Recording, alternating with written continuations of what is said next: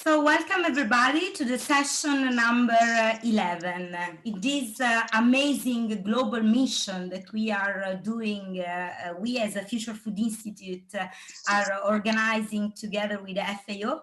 We are now landing in Italy. So I'm very happy and proud to be in the headquarters of Future Food Institute with 4 distinguished guests and speakers that I thank a lot for being here. When I have read the content that they are going to show us today, it came in my mind the quote of Richard Buckminster Fuller, the godfather of design science, that saying, "You'll never change anything if you fight the present reality. If you want to make a change, you should work on a model that could make reality obsolete." So this means, in particular, in this very special moment we all are living, this means speaking about innovation, speaking about sustainable development, speaking about networking, and of course, rethink and reshape our relation with food, which is the first together with the planet. So we all are celebrating today, her today, with this reflection that I have made. And now I'm going to introduce you our speakers. We have Angelo Riccaboni, the chairman of Prima Foundation, Andrea Carapellese, investment promotion expert of UNIDO ITPO Italy, Marcello Scalisti, that is the director of UNIMED Mediterranean Universities Union, and Marta Antonelli, the head of research of Barilla Center for Food and Nutrition. So we are in the cradle of Mediterranean area, which is the bridge between Africa, and which actually was the latter session, and Europe, which will be the next session. So Angelo, the floor is yours to present us innovation as a key driver for agri-food systems in the post-COVID scenario. Good morning, everybody. I would like to thank FAO and the Future Food Institute for giving me this opportunity to intervene on the consequences of COVID on Mediterranean agri-food systems. I think that what we are learning is that first, security, food security now has become a crucial topic also for more developed countries, because we saw the panic at the beginning of the pandemic. We know that there are limitations to mobility of a workforce, but also we see some countries which are imposing limits on trades and exports. So security has become again an issue. Secondly, what we are learning is that really there is only one health. We know that the coronavirus is a zoonotic disease. It came from the animal world and it jumped into the human health. So when we exploit land, we destroy ecosystems, or when there is a loss of biodiversity, we are really giving more opportunities for such transmission. So this means that when we produce food in an unsustainable way, destroying land, exploiting ecosystems, or contributing to the loss of biodiversity, we are really affecting the environment, but also our health. But also, we know that what we eat is very important for our health. And the coronavirus experience shows that if you are eating badly, you will be hit by coronavirus in a worse way. We know that people with cardiovascular diseases connected to nutrition, unfortunately, have suffered more from coronavirus. So what this means? It means that we need to eat food which is able to not to harm the planet, and food which is good for our health and for the planet. So this is very important, and we know that the sustainable diet, and the Mediterranean diet in particular, is very, very important in this context. So we need to promote these sustainable diets and the Mediterranean diets in particular. The point is that if we look at the Mediterranean, these ideas or these principles are in a setting which is really suffering during the last decades in terms of climate change, in terms of loss of biodiversity, in terms of unbalanced demographic growth among the two sides of the Mediterranean, in terms of obesity and malnutrition, in terms of excessive use of pesticides and fertilizers. So I said before that the pandemic is pushing us to produce in a more sustainable way and is pushing us to eat better. But the situation is that unfortunately, we are producing in a very bad way and we are eating very badly. So what we need to do, we need to innovate. So the key word is innovation. We need to innovate. And also the issues that I mentioned before are issues that are not limited to a single country. They do not know borders. So these issues are the same for all the Mediterranean. We need to put together efforts, brains, money, resources. And this is what it was done with a program named PRIMA. PRIMA stands for Partnership for Research and Innovation in the Mediterranean country. And 19 countries and the Commission put together 500 million euros, laboratories, ideas, researchers, enterprises to deal with these challenges. So these 500 million euros will be used over 7 years to promote sustainable farming, sustainable food value chains, efficient use of water in the agriculture. And this is made according to the principle of equal footing, which means we are doing everything together. In the first 2 years, we have already funded with more than 110 millions, 83 research innovation projects. It means that now we have 700 research and innovation units around the Mediterranean working together on these issues. So this is a key part of if we want to tackle these challenges and we want to have a more prosperous, healthy, and sustainable future. Working together on research and innovation activities to overcome the problems I mentioned to you before, that before of the coronavirus now are even more important. So I'll give you just a few examples of projects. We have projects, for instance, to have a more sustainable water management, projects which analyze genotypes of wheat in order to understand which are the species of wheat more resilient to climate change and to be able to resist in the new scenario. We have other projects about preventing diseases among rabbits. I told you before that sustainable breeding is very important. So we need to focus also on new ways to farm animals without harming the environment.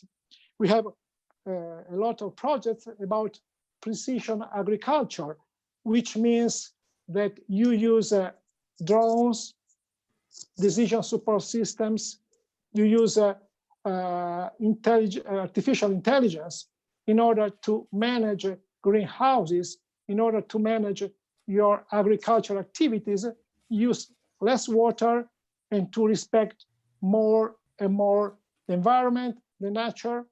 We have projects which are related, for instance, to promoting value chains, which are typical of the Mediterranean, such as, of course, we know all the value chains related to tomato or wheat, but we have also new food value chains that we are funding.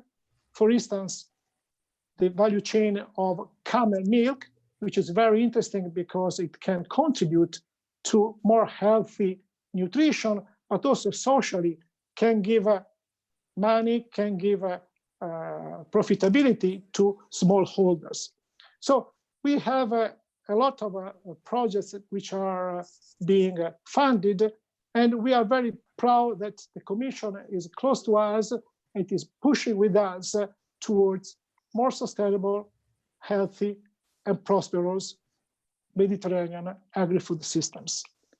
I would like to conclude reminding you a phrase which has been repeated constantly in this scenario, post-COVID scenario. It is a phrase which has become viral, which says, we will not return to normality because normality was the problem.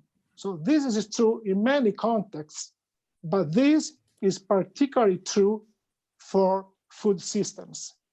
Traditional food systems were broken, traditional food systems were unsustainable.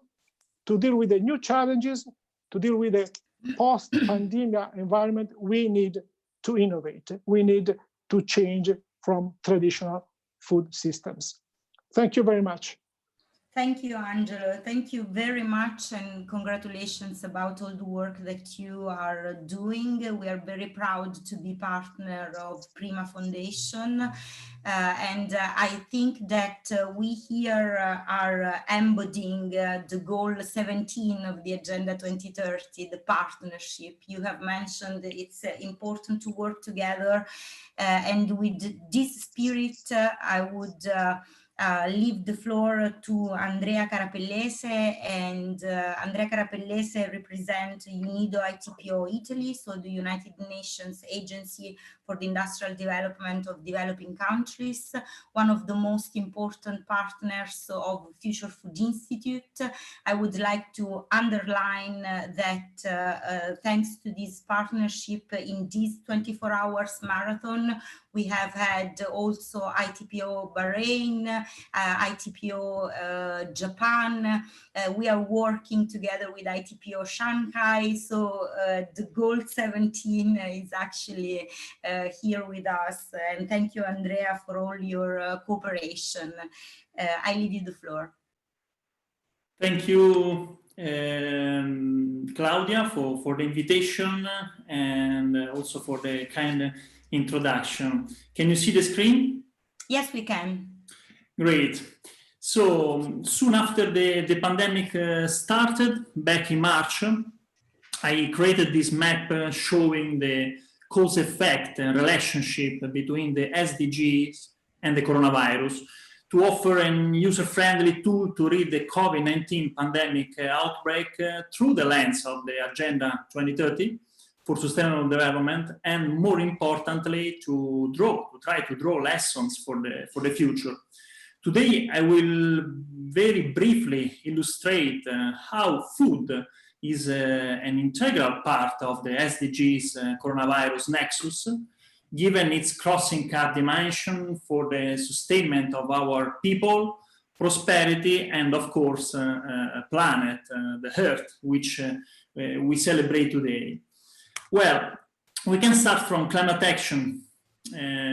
So the goal number 13, because climate change was before the COVID-19 the most important emergency of our world, and the most evident manifestation of climate change is of course global warming. That is one of the underlying factors of the pandemic outbreak, contributing to the migration of wild animals, as reported also before by Angelo, toward colder areas, having so a devastating impact and altering of biodiversity, and above all, increasing the risk of spreading pathogens to humans, has happened with COVID-19.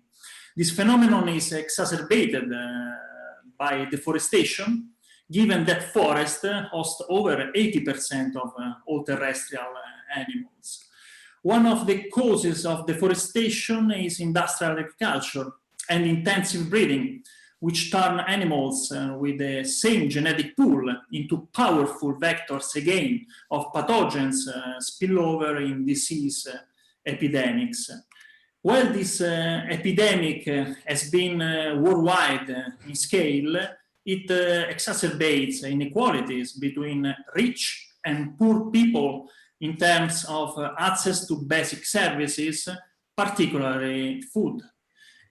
Those left farthest behind, living in particularly vulnerable situations, are particularly affected, of course. This is the case of women, who tend to be, paradoxically, the ones more closely involved in food production and the agricultural sector, particularly in the developing countries. Children are another particularly vulnerable group.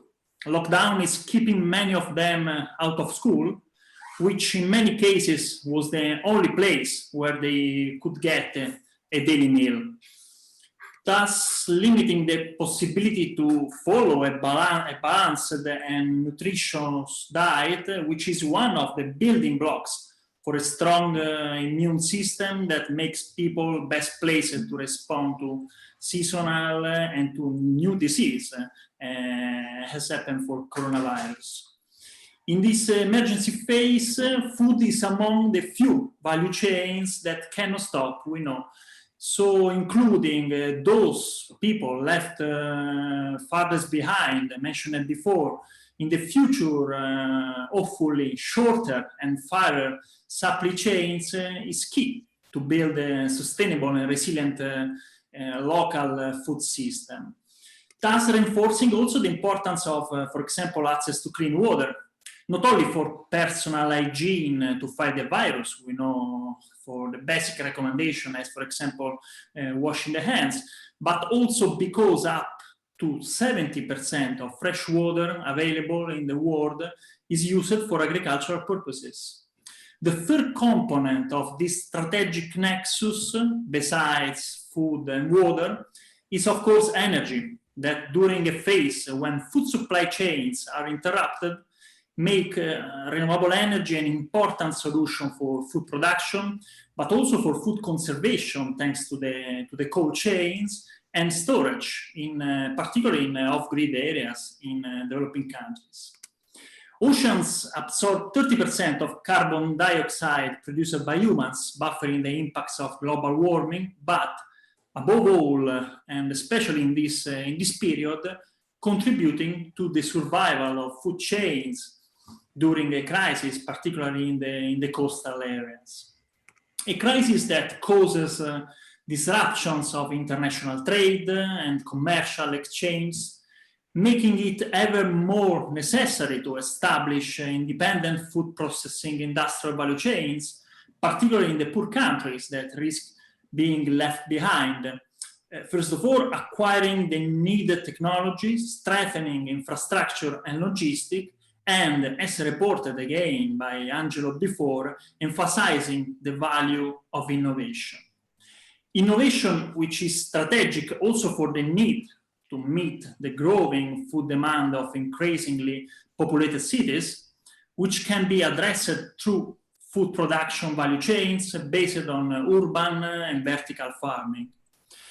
Innovation in the food production sector also stimulates a rethinking of all the jobs involved along the value chain, from the farmers to the supermarket employee, as we are increasingly seeing during this challenging period, the crucial role of these workers. But this reflects a shift towards bring the individual back at the heart of the society, and of course, at the heart of the food value chain, but this process needs to be backed by strong institutions that are well equipped to guarantee that international norms and standards and procedures are respected.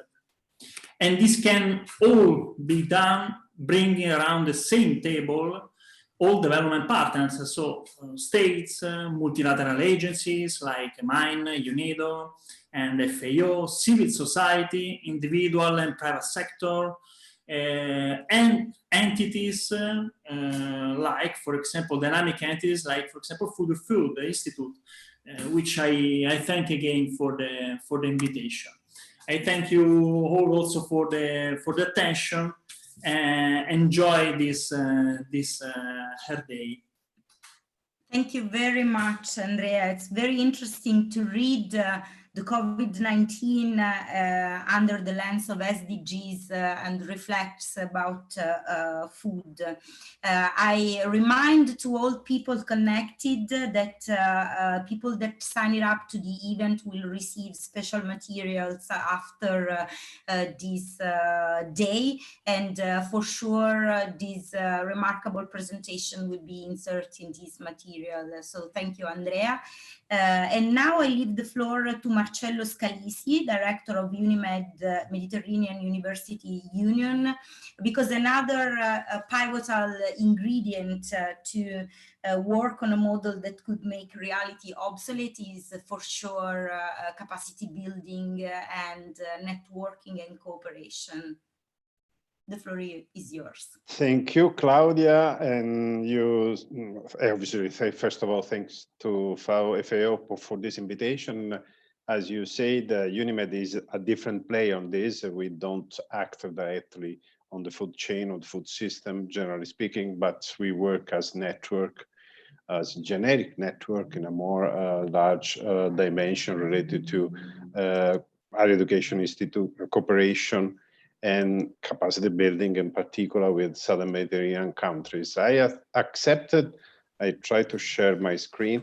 I accepted immediately your invitation, first thinking to have a marathon after 1 month blocked at home. You know, I'm at the moment in Sicily, and in Sicily we have very strong restrictions. It's impossible to go to run.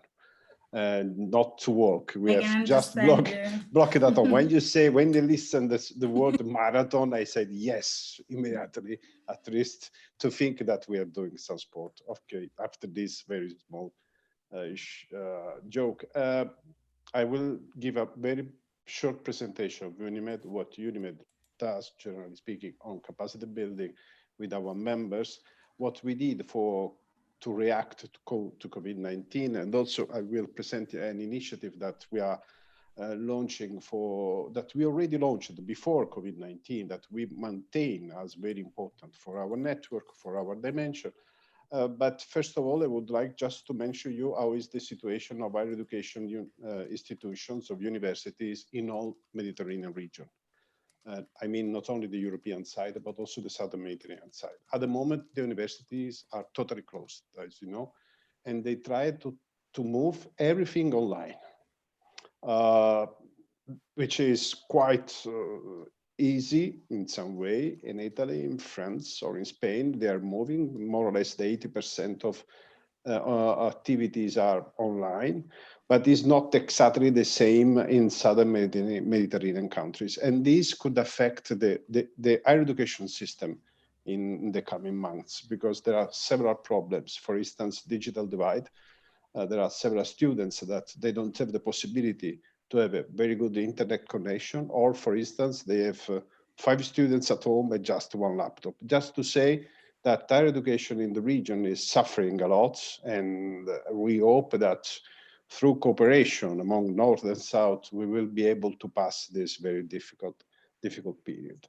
UNIMED is a network of universities. We promote cooperation among our higher education institutions. We have at the moment 127 members from 23 countries, all the Southern Mediterranean countries that are with us, the European Mediterranean countries. Then we have some participation from other countries of the world, from the Gulf, for instance, from Finland, from the Balkan area, and so on. We also launched 10 sub-networks. I will show you in detail. We have around 30 projects financed, most of them by European Commission, and a group of people, most of them based in Rome, that work on this project, on the networking activities. This is our international institutional partnerships.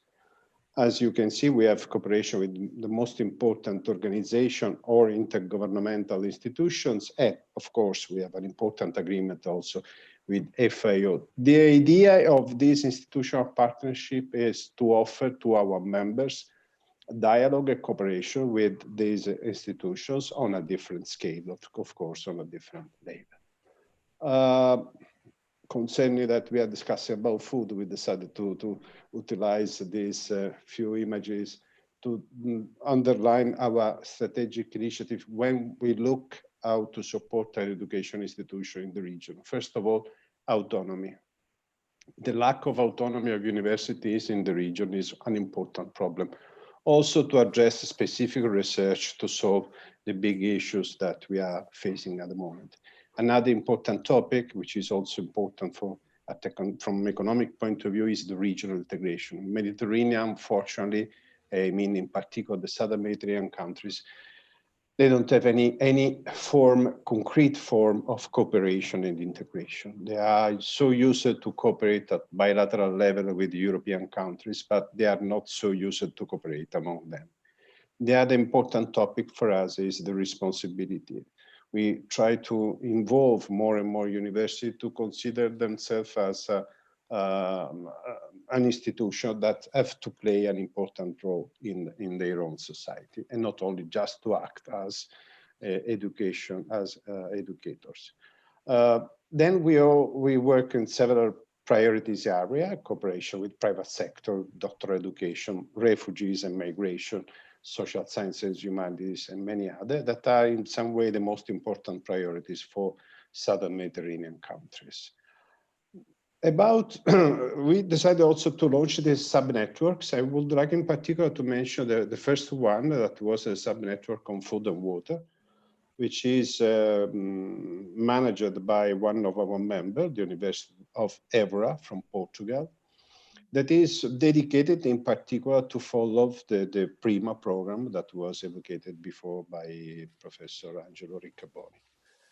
This cooperation on research on food and water among European and Southern Mediterranean countries is going very well.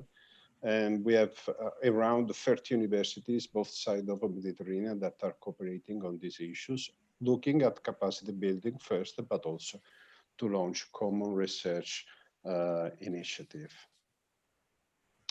These are the thematic cover of our project. I will show you in a moment some projects that are related to our topic of today, related to curricular development, again, capacity building. But as I said before, we work in many other priorities, like, again, I would like to underline refugees and migration, which is in a moment like COVID-19, is in particular affected by many other obstacles and problems. One big priority for us is to reform our education system and through cooperation on governance of our education. Another area very important, in particular during COVID-19, is learning innovation, how to innovate our education system through e-learning and not only.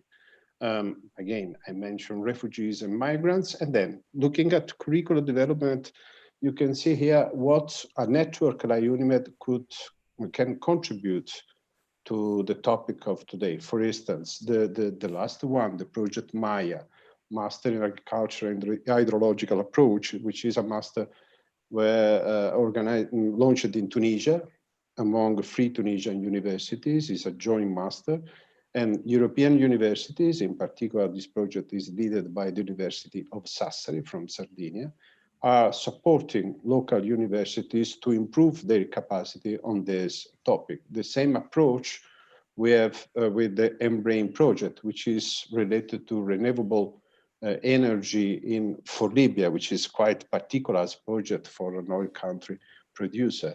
And we did a similar experiences, which is not mentioned here, related to the certification in Egypt with the 4 Egyptian universities, just to say that a network like UNIMED can invite European universities to provide to Southern Mediterranean universities the capacity to adapt their curricula, their activity in relation to some particular project, initiative or priorities. All these projects are financed through Erasmus Plus program in the framework of capacity building. Concerning what we did during COVID-19, we started, of course, to discuss among us what does it mean COVID-19 first of all, for internationalization. You know that one of the key issues of internationalization is mobility of students, mobility of research, mobility of university staff. And this is at the moment totally blocked, of course.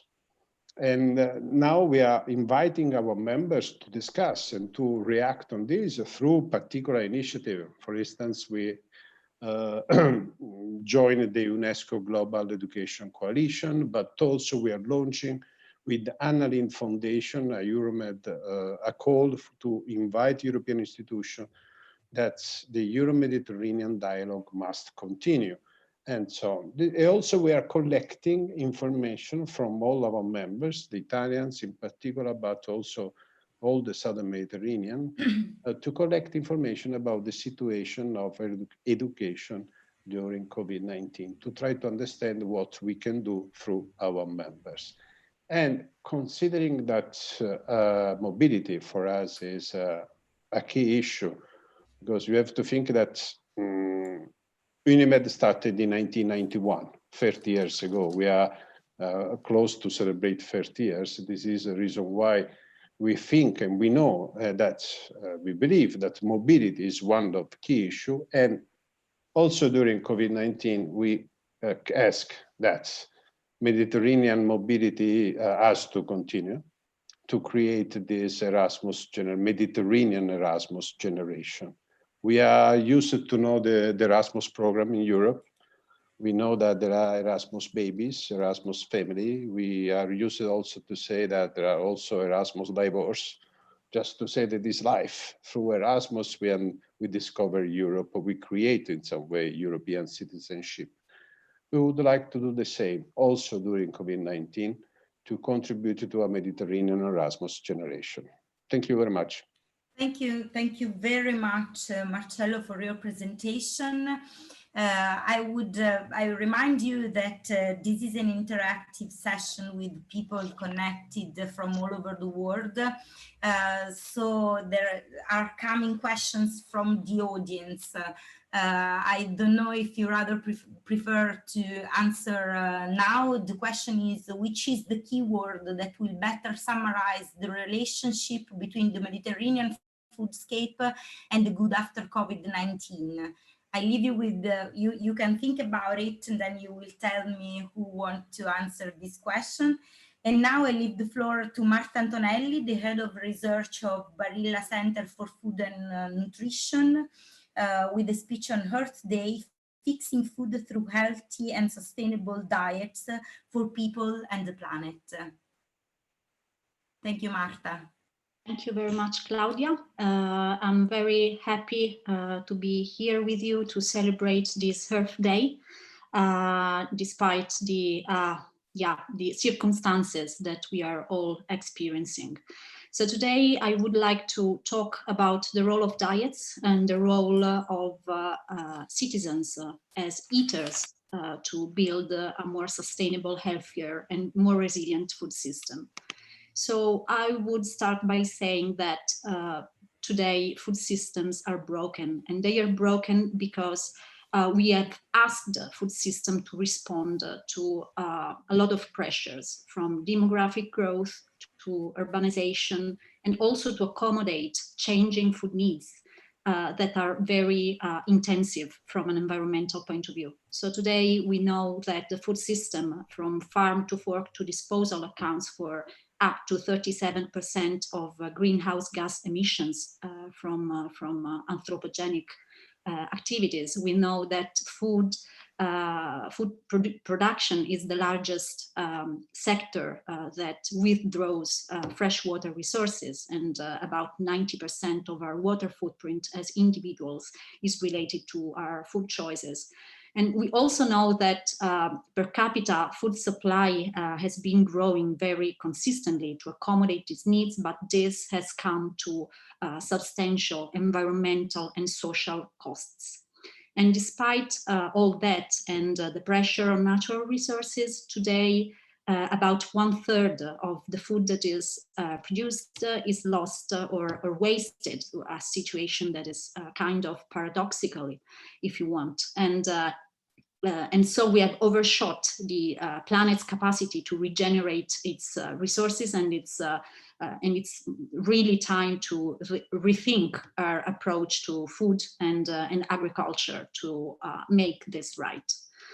There is also a nutrition transition. There is also food and nutrition crisis, where over 820 million people suffer from hunger, where we have 2 billion people overweight or obese, and we have the coexistence of double or triple burden of malnutrition in the same country, in the same communities, and often in the same household as well.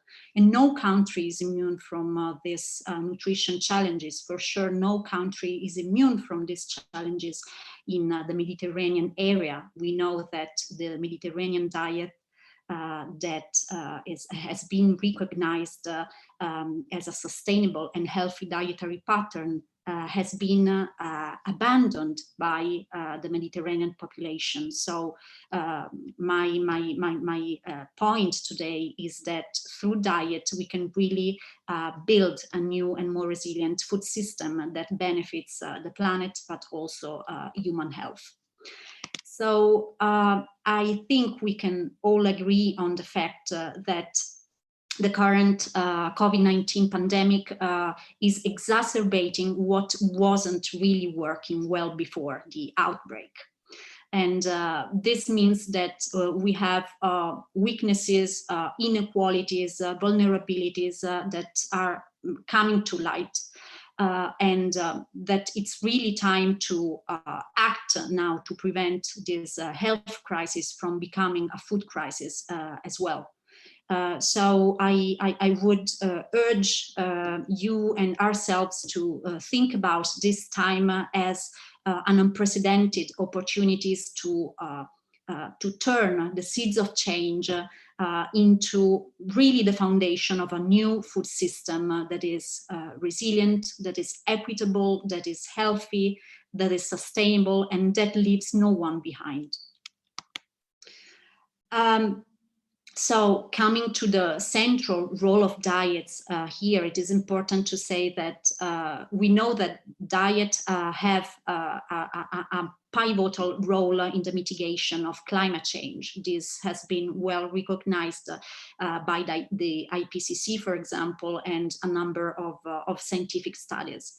And diets are also very important because they contribute to immune systems, and they are also important for the prevention of non-communicable diseases, which have been associated with case fatality rates of the current COVID-19 pandemic. So I'm talking here about hypertension, about cardiovascular diseases, about type 2 diabetes, for example. And we can prevent non-communicable diseases. We can build or contribute to immune systems through food and good nutrition. At the same time, we can reduce our pressure on the environment through better food choices. Some studies have estimated that if current trends go unchanged, by 2050, greenhouse gas emissions from agriculture will grow more than 30%. And this is something that we can really prevent to happen. So there are a number of sustainable and healthy diets that exist around the world, and of course they also are consistent with traditions, with the culture, with heritage, and so on. The Mediterranean diet, as I said before, is really one of them. But here, what I wanted to do is to show you 8 principles, or a few principles that we have identified within the framework of a European funded project, and that highlight what every eater, every person can do starting from today to achieve substantial benefits for its own nutrition and also for planetary health. So I will just, you can read them all in my slides. I would like just to focus on a few of them. First and foremost, I would like to stress the importance of the preference that we should give to plant-based foods. such as whole grains, legumes, nuts, but also fruit and vegetables. And we should remember that at least 400 grams of fruit and vegetables daily should be consumed by each of us. We can also stress the importance of eating in moderation, with moderation, dairy products, meat, especially red and processed meats. And why we say that? Because in addition to benefiting human health, plant-based foods also have a significant lower impact on the environment. If we look, for example, at the carbon footprint or the water footprint. It's important also to choose local and traditional food, because you can in this way maximize the nutrient content of food, which means vitamins, minerals, salts, and etc. But also preserve local economies, boost local economies and agrobiodiversity. And of course, a healthy and sustainable diet is a diet that avoids food waste by definition.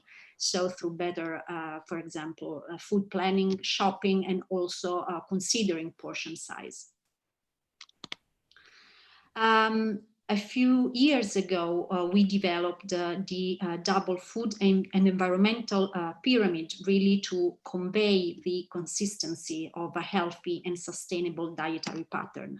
So what you can see here is a tool that looks at the Mediterranean diet's food items, most common food items, to show that the foods that we should eat more frequently are also those that have generally a lower impact on the environment.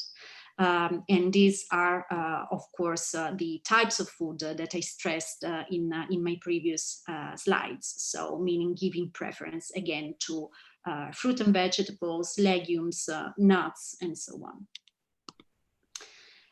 So my last slide is about what we should do, what I think should be the direction or a few key actions to build the new normal.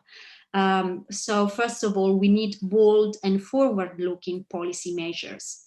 And of course, willingness to do so and to prioritize these items on the agenda. And this can only be achieved if we have strong collaboration and cooperation among different stakeholders and across sectors, which means governments, business, civil societies, and so on. I think that today we should stress also the importance of leaving no one behind. This should be really the key word, because in the current situation, the most vulnerable, the pandemic hits the most vulnerable segments of population. So the poorest of the poor, the food insecure, and so we really need to focus on that. And this means ensuring full coverage, for example, of social protection programs and also nutritional supports. We also need to empower citizens as eaters, because 3 times a day we make food choices which have a strong impact on the environment, also on human health. And this means working on enabling environments for healthier and more sustainable food choices. And there are a number of actions that should be promoted to do so, and also education, because information is not enough. What you need is knowledge and skills, and this should be built since early age in school. And this is really fundamental to build a new generation of global citizens, a new generation of conscious and responsible eaters, and really to fight what wasn't working even before, but that today really come to light, and it's so clear and so in need of action. So I'll stop here. Thank you. Thank you very much. It was absolutely interesting. Thank you so much. So we have just 4 minutes left. I would wrap up this session with the question that I told you before from the audience. We can do a virtual roundtable with just a keyword that will better summarize the relationship between the Mediterranean foodscape and the good after COVID. Just a keyword. If I may, looking at our experience that we did last year during a summer school with the students from all Mediterranean countries, and decide an event organized by Mediterranean chefs. The interesting thing is to come back to our memory, to use our memory in particular about food, in particular thinking at Mediterranean diet, Mediterranean food, and to come back to our tradition, because it's the best way to fight against all this food transformation that is affecting in some way our modernity. Okay. Thank you. Well, your word, Angelo? Well, it's not difficult to to imagine which is the word I trust on. The word is innovation, because because I agree that traditions are important, but traditions are not enough, because for instance, if we look at the southern of Italy, which is the cradle of a Mediterranean diet, you find a lot of obesity, a lot of malnutrition. So it means that the tradition was right, but things change. You need to do something different based on those traditions, on those principles, but you need to update them and to put them in line with the new needs. So we need to be based on that, but changing the process, the products, the way we are doing, as Marta was saying, and also Scalisi was saying, Marcello, education, supporting change. I mean, you need innovation. You need innovation. Keyword is innovation. And tradition is actually was an innovation in the past. So, Andrea, what is your keyword? Innovation in tradition. That is what also you at Future Food Institute try to do on a daily basis. I think that the perfect word that match with innovation is partnership. So I'm also agree with innovation, but of course we have to share the innovation to put the human at the center of it, and this is part of the DNA of the Mediterranean countries. So partnership. Great. Marta, what is your keyword? To me, the keyword is education. Because I think that what is at stake here is a change in the mindset, in the culture. We have to move from a me culture to a we culture in food as well. And this can be built in schools, I think. And I would start from there with commitment, with partnerships, collaboration, and looking forward. This is what we need. Yeah, perfect. So thank you so much. Thank you all for being with us.